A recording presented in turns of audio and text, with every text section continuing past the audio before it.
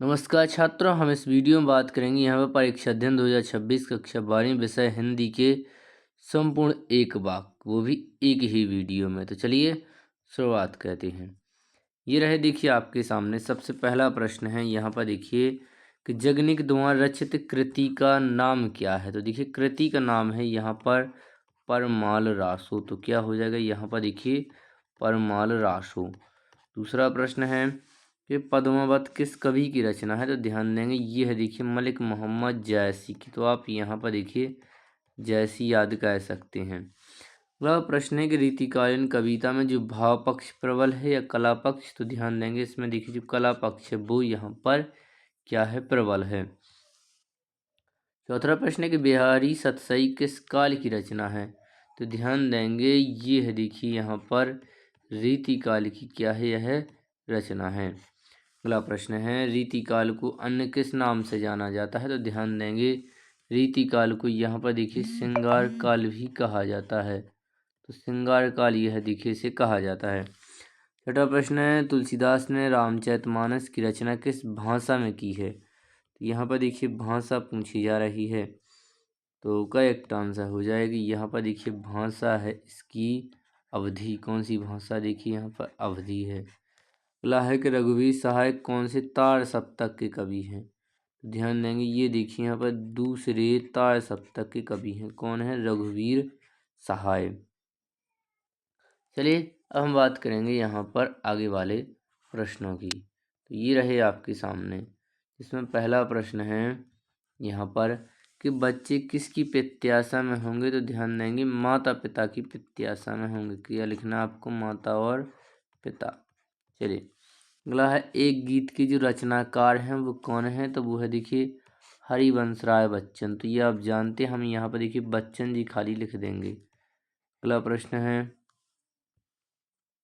कि पतंगों के साथ साथ कौन कौन उड़ रहा है। तो ध्यान देंगे यहाँ पर देखिए पतंगों के साथ साथ बच्चे भी उड़ रहे हैं। अगला प्रश्न है कविता का खिलना कौन नहीं जानता है। तो ध्यान देंगे यहाँ पर देखिए फूल नहीं जानता है।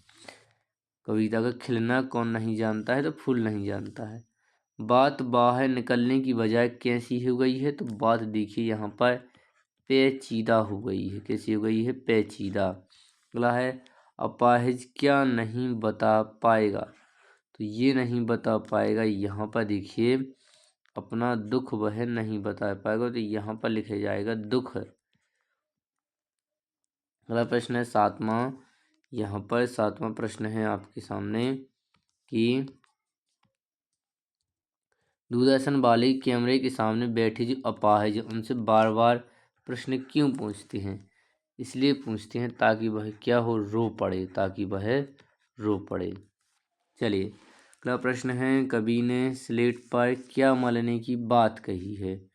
तो कवि ने देखिए इस पर लाल खड़िया जो चाक है वह देखिए यहाँ पर मलने की बात कही है। तो लाल खड़िया चाक।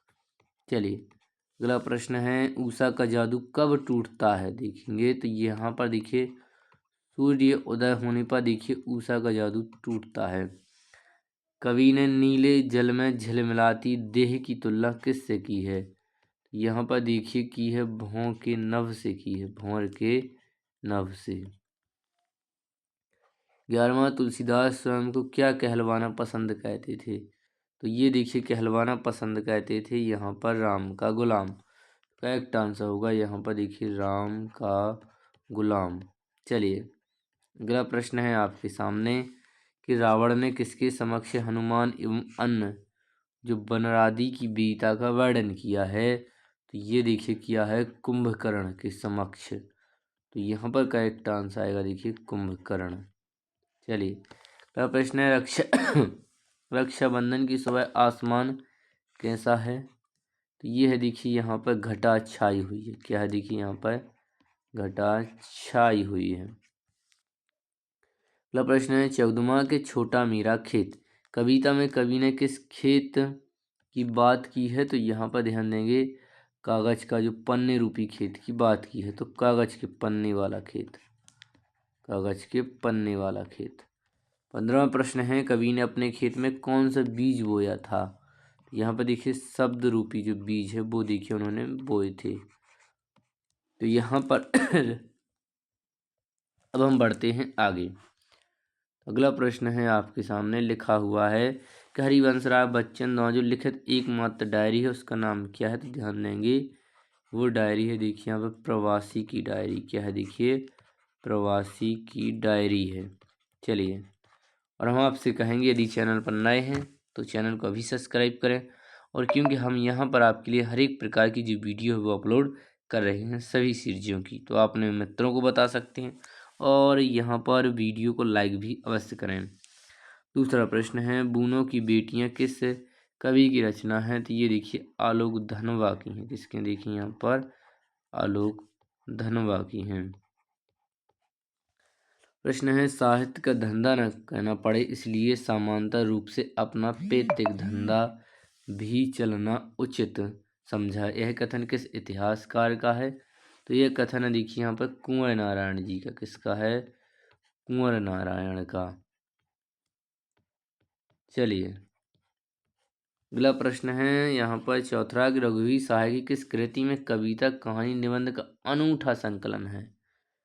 तो वो है देखिए सीढ़ियों पर धूप में। ये आप यहाँ पर देख सकते हैं क्या कहा है? सीढ़ियों पर धूप में। आप चाहें तो वीडियो को यहाँ पर XX मोड में या 1.5x में की स्पीड में भी इसको देख सकते हैं।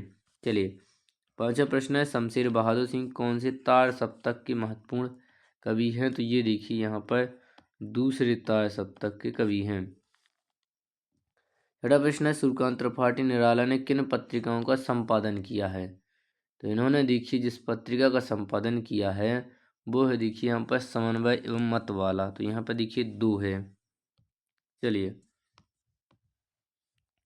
तो एक तो है यहाँ पर देखिए समन्वय। कौन है? देखिए यहाँ पर समन्वय। और एक है यहाँ पर देखिए मतवाला। कौन है? मतवाला। चलिए, अगला प्रश्न है आपके सामने सातवां तुलसीदास जी कृत जो कविता वाली है वो किस भाषा में विचरित है?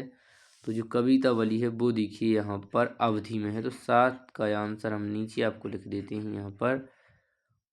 माफ कीजिएगा, अवधि यहाँ पर कौन सी है वो देखिए यहाँ पर अवधि में लिखी गई। देखिए यहाँ पर रामायण। कौन सी लिखी गई है? देखिए यहाँ पर रामायण लिखी गई है। तो ये लिखी गई है देखिए यहाँ पर ब्रज भाषा में। तो ब्रज भाषा आएगा यहाँ पर करेक्ट आंसर। चलिए, अगला प्रश्न है आठवां कि फिराक गोरखपुरी को 1961 में साहित्य एवं शिक्षा के क्षेत्र में जो उत्कृष्ट योगदान के लिए किस प्रतिष्ठित सम्मान से सम्मानित किया गया है? वो है देखिए यहाँ पर पद्म भूषण है। कौन सा? देखिए पद्म विभूषण। चलिए, अगला प्रश्न है महात्मा गांधी पर लिखित जो उमाशंकर जोशी का लोकप्रिय काव्य ग्रंथ कौन सा है? तो वो है देखिए यहाँ पर विश्व शांति होगा यहाँ पर देखिए करेक्ट आंसर। चलिए, अगला प्रश्न है आलोक धनवा का एकमात्र जो काव्य संग्रह है वो कौन सा है? तो काव्य संग्रह देखिए यहाँ पर दुनिया रोज बनती है। क्या है? देखिए यहाँ पर दुनिया रोज बनती है। ये है देखिए। चलिए, तब हम बढ़ते हैं यहाँ पर आगे। चलिए, पहला प्रश्न है कि मोहन राकेश के प्रसिद्ध नाटक का नाम बताइए। तो देखिए नाटक का नाम है यहाँ पर लहरों के राजहंस। क्या है? देखिए यहाँ पर लहरों के राजहंस है। अगला प्रश्न है निबंध किसकी कसौटी हुआ कहता है? ध्यान देंगे ये देखिए गद्य की कसौटी हुआ कहता है। अगला प्रश्न है कि यहाँ पर संकलयंत्र त्रय क्या है? तो ये है देखिए यहाँ पर देश काल और घटनाओं का एक के है। तो ये आप यहाँ पर लिख सकते हैं। देखिए जो देश है और काल है यानी समय, इनका देखिए यहाँ पर एक के है। और इसमें और भी लिखा हुआ है कि घटनाओं का एक है। तो आप यहाँ पर पूरा याद कर सकते हैं। ये हम आपके सामने लिख रहे हैं घटनाओं का एक के। चलिए, चौथा प्रश्न है द्विवेदी युग के जो दो निबंधकारों के नाम बताइए। तो वो आप यहाँ पर बता सकते हैं। दो निबंधकार आप द्विवेदी युग की। तो एक तो हो जाएंगे यहाँ पर देखिए सरदार पूर्ण सिंह। क्या हो जाएंगे? यहाँ पर लिख देते हैं हम। एक हो जाएगा देखिए यहाँ पर सरदार पूर्ण सिंह। सरदार पूर्ण सिंह। और दूसरा यहाँ पर आप लिख सकते हैं श्याम सुंदर दास। क्या लिख सकते हैं आप यहाँ पर? श्याम सुंदर दास लिख सकते हैं। चलिए अगला है 5वां कि यशपाल ने साम्यवादी विचारधारा से प्रभावित होकर किस प्रकार की कहानियाँ लिखी थीं। तो इन्होंने लिखी यहाँ पर सामाजिक कहानियाँ हैं जो वो लिखी हुई थीं। अगला प्रश्न है 6वां, चंद्रगुप्त नाट्य किसकी रचना है। तो ये ध्यान देंगे, ये देखिए यहाँ पर जयशंकर प्रसाद की रचना है। तो जयशंकर प्रसाद। चलिए अगला प्रश्न है कि गद्य की कोई 4 विधाओं के नाम। तो कोई भी आप लिख सकते हैं गद्य की, जैसे निबंध है, आप निबंध लिख सकते हैं। दूसरा नाम आप कहानी लिख सकते हैं। इसी तरह आप यहाँ पर नाटक और उपन्यास भी लिख देंगे तो 4 हो जाएंगे। चलिए अगला प्रश्न है आपके सामने ये रहा। चलिए तो अगला प्रश्न है कि भक्तिन ने अपनी जेठानी के पुत्रों की तुलना किससे की है। तो इन्होंने की है देखिए काकभूषणी से की है। अगला प्रश्न है कि लेखन जो भक्तिन है वो लेखिका को भोजन किस बर्तन में देती थी। बर्तन था देखिए यहाँ पर फूल की थाली। चलिए अगला प्रश्न है आपके सामने यहाँ पर कि भक्तिन के ससुराल के गांव का नाम क्या था। तो गांव का नाम था देखिए यहाँ पर भक्तिन के ससुराल के गांव का नाम पूछा है तो वो है देखिए यहाँ पर हंडिया। क्या है देखिए यहाँ पर हंडिया। इस तरह आप लिख सकते हैं। अगला प्रश्न है मनुष्य पर धन और चेतन पर किसकी विजय होती है। तो यहाँ पर देखिए जड़ की विजय होती है। 5वां प्रश्न है लेखक के पड़ोस में कौन सा महानुभाव रहते थे। तो यहाँ पर देखिए भगत जी रहते थे। कौन रहते थे? भगत जी। चलिए अगला प्रश्न है आपके सामने यहाँ पर प्रश्न है आपके सामने कि परचेजिंग पावर दिखाने वाले लोग क्या यहाँ पर बढ़ाते हैं। तो ये देखिए यहाँ पर बाजार का जो बाजारूपन है। क्या देखिए बाजार का बाजारूपन को ये देखिए यहाँ पर बढ़ाते हैं। चलिए अगला प्रश्न है आपके सामने आषाढ़ का पहला पखवाड़ा बीत जाने पर भी क्षितिज पर क्या दिखाई नहीं देता है। तो ये नहीं दिखाई देता है यहाँ पर देखिए बादल की रेख। क्या देखिए यहाँ पर बादल की रेख। अगला प्रश्न है कि ऋषि मुनियों ने किसको सबसे ऊंचा स्थान दिया है। तो ये दिया है इन्होंने देखिए दान को ऊंचा स्थान दिया है। चलिए अगला प्रश्न है आपके सामने 9वां कि लुट्टन पहलवान को पाल पोस कर बड़ा किसने किया था। ये देखिए उनकी जो यहाँ पर एक विधवा सास है उन्होंने देखिए यहाँ पर इसे बड़ा किया था। तो यहाँ पर हमने आपको आंसर क्या बताया है? विधवा सास। चलिए तो यहाँ पर होगा देखिए विधवा सास। हम आपके सामने आपको लिख कर भी बता देते हैं। चांद ये नहीं आएगा देखिए नाकेबंदी। चलिए अगला है चांद सिंह के गुरु का नाम क्या था। चांद सिंह के गुरु का नाम था देखिए यहाँ पर लिखा है चांद सिंह के गुरु का नाम था देखिए यहाँ पर बादल सिंह। क्या था देखिए यहाँ पर बादल सिंह था। चलिए अगला प्रश्न है बादल सिंह अपने शिष्य चांद सिंह को क्या कहकर उत्साहित कर रहा था। तो ये कह रहा था वही दफना दे बहादुर। अगला प्रश्न है यहाँ पर कि पहलवान लुट्ठन सिंह के कितने पुत्र थे। तो ध्यान देंगे यहाँ पर देखिए 2 पुत्र थे। अगला प्रश्न है किसकी आवाज़ मृतगांव में संजीवनी शक्ति बहती थी। तो यहाँ पर करेक्ट आंसर हुआ देखिए पहलवान की ढोलक। अगला प्रश्न है अमलतास कितने दिन के लिए फूलता है। तो ध्यान देंगे 15 से 20 दिनों के लिए। अगला प्रश्न है लोहे का पेड़ किसके लिए बनवा सकते हैं। तो करेक्ट आंसर हो जाएगा तुंतिन नरपतियों के लिए। अगला प्रश्न है 16वां के वनस्पति शास्त्री के अनुसार सीरिस का पेड़ रस कहाँ से प्राप्त करता है। तो ये करेक्ट आंसर होगा यहाँ पर वायुमंडल से देखिए यहाँ पर प्राप्त करता है। अगला प्रश्न है 17वां श्रम विभाजन किस समाज की आवश्यकता है। तो ये देखिए यहाँ पर आधुनिक सभ्य समाज की क्या है आवश्यकता है। आधुनिक भी आपको लिखना है और सभ्य भी आपको लिखना है। अगला प्रश्न है 18वां डॉक्टर भीमराव अंबेडकर का आदर्श समाज किन बातों पर आधारित होगा। तो यहाँ पर देखिए आपको 3 बातें लिखनी है 18वें की करेक्ट आंसर की। स्वतंत्रता, समान, समता एवं भ्रातृता। चलिए अब हम बात करेंगे 19वें प्रश्न के फ्रांसीसी क्रांति के नारे में कौन सा शब्द विवाद का विषय रहा है। तो वो है देखिए यहाँ पर समता। चलिए 19वें का आंसर ये होगा। चलिए अब हम यहाँ पर आगे बढ़ते हैं। तो अगला प्रश्न है आपके सामने कि महादेवी वर्मा ने किन दो कवियों को आजीवन राखी बांधी है। तो दो कवियों के नाम पूछे। तो पहला हो जाएगा यहाँ पर देखिए सुमित्रानंदन पंत जी, सुमित्रानंदन पंत जी, और दूसरे हो जाएंगे देखिए सूर्यकांत त्रिपाठी निराला जी। तो पंत और निराला आप यहाँ पर लिख सकते हैं। चलिए यदि पूरा नाम आपको याद रहता है तो बहुत अच्छी बात है, वरना इतना भी आप लिख सकते हैं। दूसरा प्रश्न 1952 में महादेवी वर्मा किस प्रदेश की जो विधान परिषद की मनोनीत सदस्य बनी थी। तो वो है देखिए यहाँ पर उत्तर प्रदेश। प्रश्न है जैनेंद्र के बचपन का नाम क्या था। तो करेक्ट आंसर होगा यहाँ पर आनंदी लाल था। क्या था देखिए यहाँ पर आनंदी लाल था।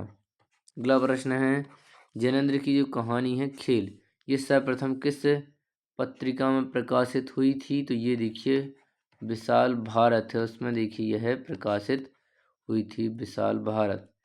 अगला है सूरज का सातवां घोड़ा किसकी रचना है। तो ये देखिए यहाँ पर धर्मवीर भारती की रचना है। किसकी है, धर्मवीर भारती की रचना है। अगला है धर्मवीर भारती के पिता का क्या नाम था। तो इनके पिता का नाम था देखिए यहाँ पर चिरंजीव लाल, चिरंजीव लाल वर्मा। अगला प्रश्न 7वां रेणु जी की मारे गए गुलाम गुलफाम कहानी पर कौन सी हिंदी फिल्म बनी थी। तो फिल्म के नाम थे देखिए यहाँ पर तीसरी कसम। क्या था देखिए फिल्म का नाम था तीसरी कसम। अगला प्रश्न है 8वां कि यहाँ पर किस लेखक की यथार्थवादी परंपरा को रेणु जी ने अपनाया था। तो ध्यान देंगे ये देखिए इन्होंने अपनाया था प्रेमचंद ने। और हम आपसे कहेंगे जब आप वीडियो को पहली बार देख रहे हैं तो जब आप याद करने की कोशिश करें तो वीडियो को ओरिजिनल स्पीड में देखिए। जब आप रिवीजन करें तब आपको 1.5 पॉइंट या 2 की स्पीड में आपको वीडियो को देखना है। तो पहली बार आपको ओरिजिनल स्पीड में देखना है।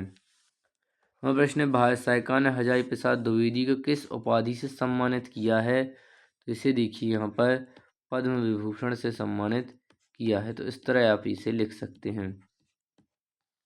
दसवां प्रश्न हजारी प्रसाद द्विवेदी की माता का नाम क्या था। माता का नाम था देखिए यहाँ पर ज्योति कली देवी था। क्या था देखिए यहाँ पर ज्योति कली देवी था।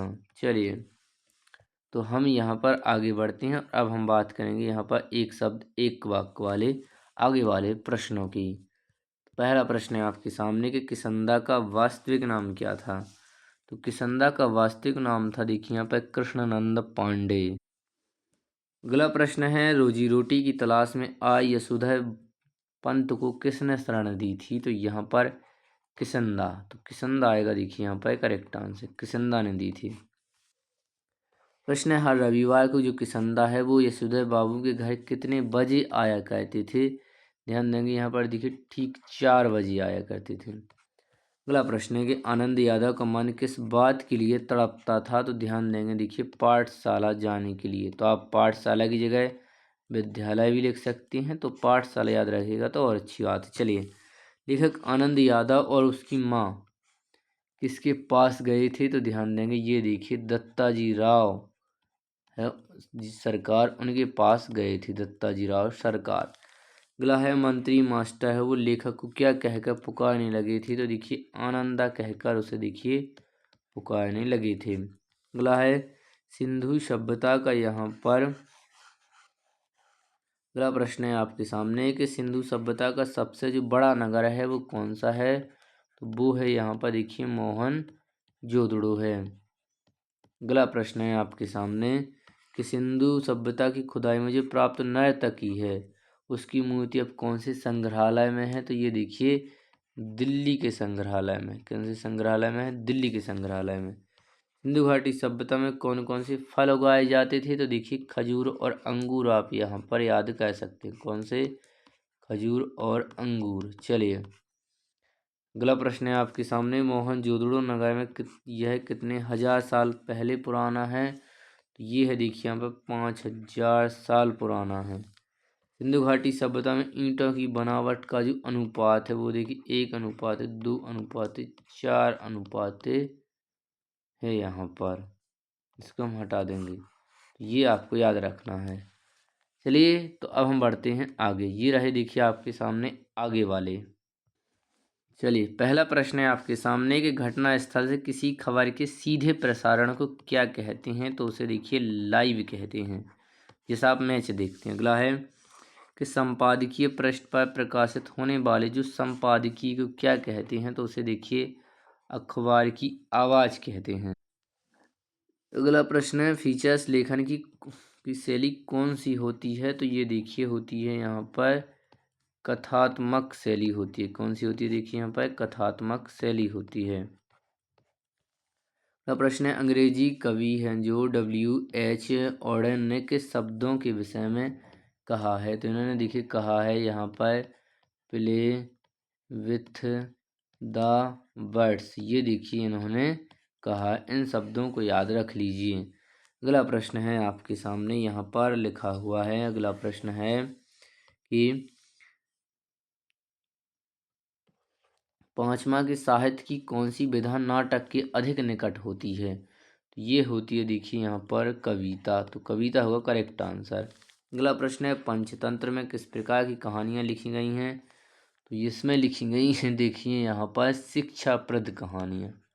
कौन सी लिखी गई हैं, देखिए यहाँ पर शिक्षाप्रद कहानियाँ। अगला प्रश्न है सातवां दृश्य का क्रमिक विकास किसकी सहायता से होता है, ये देखिए यहाँ पर होता है संवादों की सहायता से होता है। अगला प्रश्न है आपके सामने आमतौर पर रेडियो नाटक की अवधि कितनी होनी चाहिए, तो ध्यान देंगे 15 से 30 मिनट होनी चाहिए। मिनट आपको ज़रूर लिखना है। चलिए अगला प्रश्न है यहाँ पर कि रेडियो नाटक में पात्रों की पहचान किसके माध्यम से होती है, तो ये होती है देखिए ध्वनि व संवादों के माध्यम से। तो आप यहाँ पर लिख सकते हैं ध्वनि व संवादों, इतना आपको याद रखना है। अगला है यहाँ पर लेख की शुरुआत कैसी होनी चाहिए, ध्यान देंगे लेख की शुरुआत यहाँ पर आकर्षक होनी चाहिए। कैसी होनी चाहिए, आकर्षक। मेरा प्रश्न है सबसे महत्वपूर्ण तथ्य या सूचना को सबसे ऊपर रखना, उसके बाद घटते हुए महत्व क्रम में सूचना देना क्या कहलाता है, तो ये कहलाता है देखिए यहाँ पर उल्टा पिरामिड कहलाता है। क्या कहलाता है, उल्टा पिरामिड कहलाता है। चलिए तो अब हम बढ़ते हैं आगे। अगला प्रश्न है आपके सामने 12वां कि समाचार के अंतर्गत किसी घटना का नवीनतम और महत्वपूर्ण पहलू क्या है, तो ये पहलू है देखिए यहाँ पर करेक्ट आंसर आएगा क्लाइमैक्स। क्लाइमैक्स होगा। अगला प्रश्न है 13वां कि किसी समाचार के अंतर्गत उसका विस्तार पृष्ठभूमि और विवरण आदि देना क्या कहलाता है, तो ये देखिए यहाँ पर कहलाता है छह ककार। क्या होता है, देखिए क्या कहलाता है यहाँ पर छह ककार कहलाता है, छह ककार। चलिए अगला प्रश्न है यहाँ पर 14वां के ऐसा सुव्यवस्थित सृजनात्मक आत्मनिष्ठ लेखन जिसके माध्यम से सूचनाओं के साथ साथ मनोरंजन पर भी ध्यान दिया जाता है क्या कहलाता है, तो वो देखिए यहाँ पर फीचर कहलाता है। अगला प्रश्न है किसी घटना समस्या या मुद्दे की गहन छानबीन या विश्लेषण को क्या कहते हैं, ध्यान देंगे 15 का आंसर होगा, उसे देखिए विशेष रिपोर्ट कहा जाता है। उसे देखिए यहाँ पर विशेष रिपोर्ट कहा जाता है। अगला प्रश्न है 16वां वह लेख जिसमें किसी मुद्दे के प्रति समाचार पत्र की अपनी राय प्रकट होती है वह क्या कहलाती है, वह देखिए यहाँ पर संपादकीय कहलाती है। क्या कहलाती है, देखिए यहाँ पर उसे संपादकीय कहा जाता है। अगला प्रश्न है कि समाचार पत्र के 6 ककार हैं कौन कौन से हैं, वैसे आप जानते हैं क्या, कौन, कहाँ, कब, क्यों और कैसे। हम आपसे चाहते हैं कि जो हमने कहा है आपको इसका आंसर कमेंट में देना है, इसी तरह आपको लिख देना है 6 नौ को।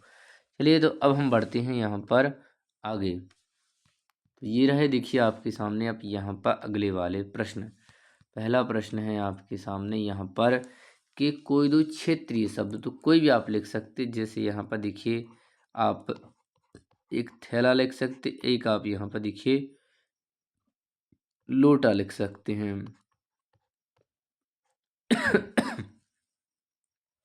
अगला प्रश्न है, किसी भी विषय से संबंधित ऐसे शब्द जिनका प्रयोग मुख्य रूप से उस विषय के लिए होता है उस वे क्या कहलाते हैं? तो वे देखिए यहाँ पर तकनीकी शब्द कहलाते हैं। क्या कहलाते हैं? देखिए यहाँ पर तकनीकी शब्द कहलाते हैं।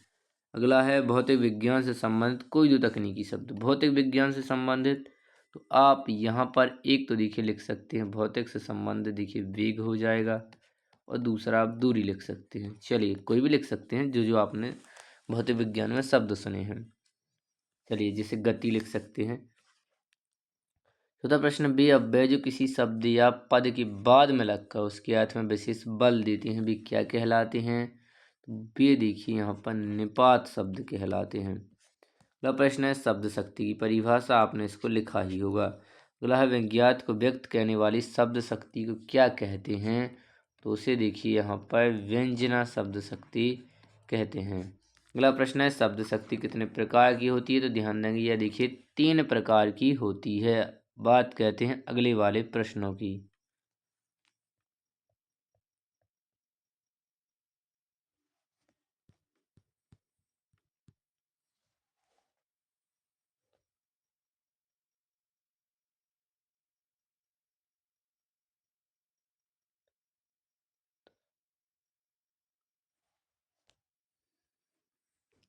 चलिए अगला प्रश्न है आपके सामने यहाँ पर कि निरर्थक शब्द युग्म का कोई एक उदाहरण दीजिए। तो कोई भी आप लिख सकते हैं। वैसे इसमें यहाँ पर एक एग्जाम्पल दिया जा रहा है, अंट और शंट दिया जा रहा है।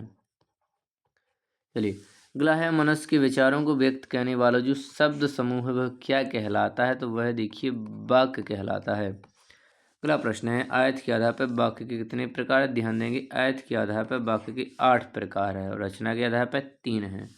दूसरा, घाय कह लेना मुहावरे का क्या अर्थ है? तो करेक्ट आंसर हो जाएगा यहाँ पर अलग हो जाना। क्या होगा यहाँ पर? देखिए अलग हो जाना। अगला प्रश्न है, अपनी कहनी पर उतरनी मुहावरा जो लोकोक्ति है इसका क्या अर्थ है?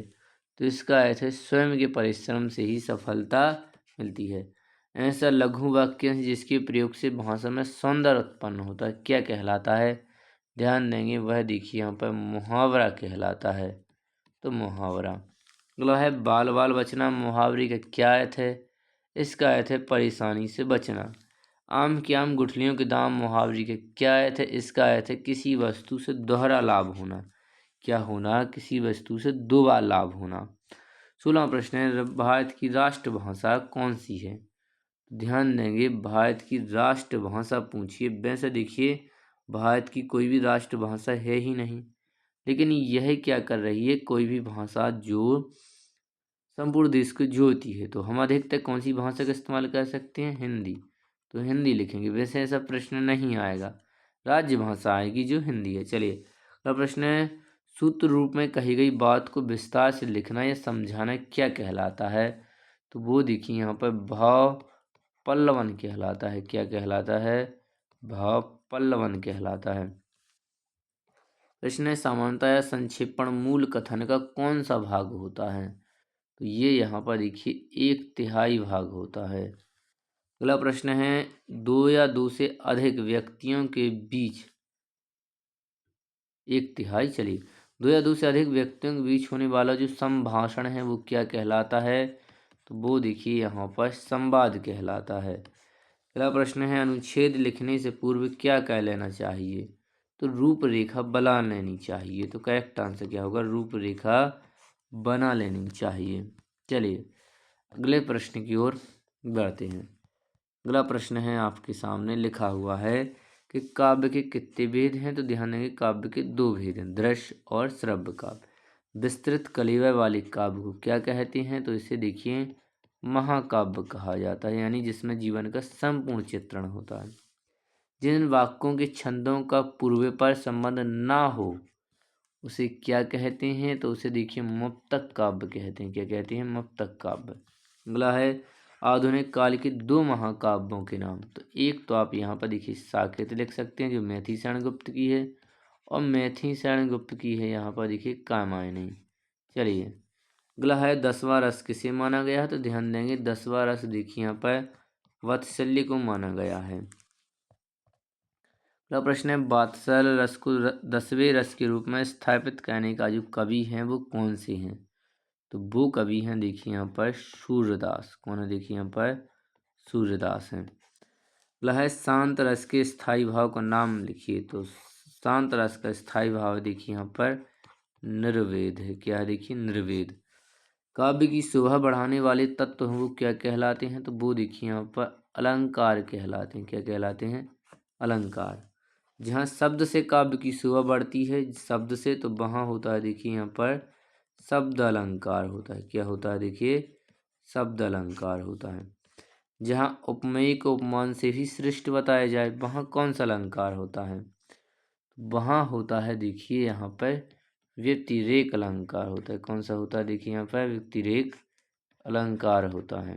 चलिए अगला प्रश्न है छंद के कौन कौन से अंग होते हैं? तो देखिए छंद के आप लिख सकते हैं वर्ण, मात्रा, यति, गति। दुआ सुन लीजिए, वर्ण, मात्रा, यति, गति, चरण भी लिख सकते हैं। तो ये सब कुछ छंद कितने प्रकार के होते हैं? तो देखिए 2 प्रकार के होते हैं, मात्रिक और वर्ण का आप नाम भी सुन सकते हैं। 13वां प्रश्न है कौन सा छंद अरबी के रूबा से निकला है? तो वो निकला है देखेंगे यहाँ पर रुबाइयाँ निकला है। कौन सा निकला है? देखिए यहाँ पर रुबाइयाँ, रुबाइयाँ। अगला प्रश्न है सोरठा छंद मात्राओं की दृष्टि से किस छंद का उल्टा है? ये देखिए यहाँ पर दोहा का उल्टा है। अगला है ध्रुवल सवैया छंद का दूसरा नाम क्या है? तो इसका दूसरा नाम है देखिए यहाँ पर चंद्रकला है। क्या है देखिए यहाँ पर? चंद्रकला है। शैल शब्दार्थ का प्रयोग किस गुण में किया जाता है? तो ये किया जाता है यहाँ पर देखिए प्रसाद गुण में। कौन में किया जाता है? प्रसाद गुण में। शब्द गुण कितने प्रकार के होते हैं? तो ध्यान देंगे ये देखिए यहाँ पर 3 प्रकार के होते हैं। भोज ने कितने शब्द गुण बताए हैं? तो ध्यान देंगे भोज ने यहाँ पर देखिए 24 शब्द गुण है जो बताए हैं। 24 शब्द गुण को और क्या कहा जाता है? तो देखिए 19वें के आंसर की बात करें तो शब्द गुण को देखिए यहाँ पर काव्य गुण भी कहा जाता है। क्या कहा जाता है? काव्य गुण। अगला है 20वां काव्य बिंब शब्दार्थ के माध्यम से कल्पना द्वारा निर्मित एक ऐसी मानस छवि है जिसके मूल में भाव की प्रेरणा रहती है। वह यह परिभाषा किसकी है? तो यह देखिए यहाँ पर डॉक्टर नागेंद्र की है। किसकी? देखिए यहाँ पर डॉक्टर नागेंद्र की है। अगला प्रश्न है बिंब के भेद के नाम बताइए। तो इनके देखिए भेद के नाम हो जाएंगे यहाँ पे इंद्रिय बिंब और काल्पनिक बिंब और प्रेरक अनुभूति, ये हो जाएंगे। तीनों नाम चलिए आप ध्यान से सुन लीजिए हमने कौन कौन कहा है। चलिए बढ़ते हैं अगले प्रश्न की ओर। 22वां प्रश्न है आपके सामने यहाँ पर कि बिंब का शाब्दिक अर्थ बताइए। तो बिंब का शाब्दिक अर्थ देखिए मूर्त रूप प्रदान करना। क्या होता है देखिए यहाँ पर? मूर्त रूप प्रदान करना। चलिए अगला प्रश्न है आपके सामने कि 23वां प्रश्न के बिंब का प्रयोग साहित्य में कब से होता रहा है? ये देखिए आरंभ से होता रहा है, यानी शुरू से होता रहा है। 24वां प्रश्न है किस कवि की पहचान एक बिंबधर्मी कवि के रूप में हुई है? बिंबधर्मी कवि के रूप में हुई है देखिए यहाँ पर शमशेर बहादुर सिंह। किसकी हुई है? देखिए यहाँ पर शमशेर बहादुर सिंह की हुई है। चलिए अगला प्रश्न है आपके सामने और हमें लग रहा है कि ये वाला प्रश्न अभी प्रिय बोर्ड में पूछा गया था यहाँ पर। चलिए वो विकल्प में हो आप हमें कमेंट कर बताएं किस में पूछा गया था। इंद्रिय बिंब के प्रकार लिखिए। तो ध्यान देंगे इनके प्रकार यहाँ पर हम आपको इनके 5 प्रकार हैं, इतना आप याद कर लीजिए, यही महत्वपूर्ण हो जाएगा। चलिए तो इसी के साथ इस वीडियो में बनने वाले जो परीक्षा अध्ययन के पूरे एक वाक्य हैं वो देखिए एक शब्द सभी समाप्त होते हैं। तो हम आपसे कहेंगे यदि आप चैनल पर नए हैं तो चैनल को अभी सब्सक्राइब कीजिए। जो इस पर आप वीडियो चाहते हैं हमें कमेंट कर बताएं और अपने दोस्तों में से अवश्य शेयर करें। और हमने देखिए सभी वीडियो चैनल पर अपलोड कर दी हैं, आप जाकर देख सकते हैं। एक शब्द की वीडियो ये रही और विकल्प की और रिक्त स्थान की हम पहले ही अपलोड कर चुके हैं।